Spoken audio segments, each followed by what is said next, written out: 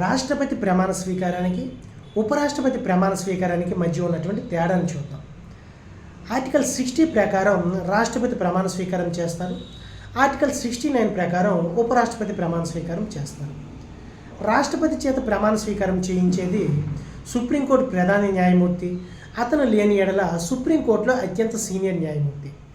ఉపరాష్ట్రపతి చేత ప్రమాణ స్వీకారం చేయించేది రాష్ట్రపతి లేదా రాష్ట్రపతి చేత నియమించబడినటువంటి వ్యక్తి ఉపరాష్ట్రపతి చేత ప్రమాణ స్వీకారం చేయించడం జరుగుతుంది.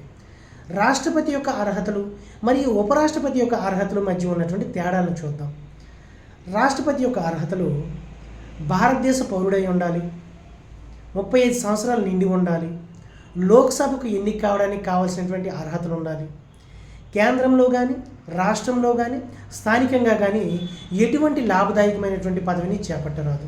అదే ఉపరాష్ట్రపతి యొక్క అర్హతలు కానీ చూసుకున్నట్లయితే భారత పౌరుడై ఉండాలి, 35 సంవత్సరాలు నిండి ఉండాలి, రాజ్యసభకు ఎన్నిక కావడానికి కావాల్సినటువంటి అర్హతలు ఉండాలి, కేంద్రంలో కానీ రాష్ట్రంలో కానీ స్థానికంగా కానీ ఎటువంటి లాభదాయకమైనటువంటి పదవిని చేపట్టరాదు.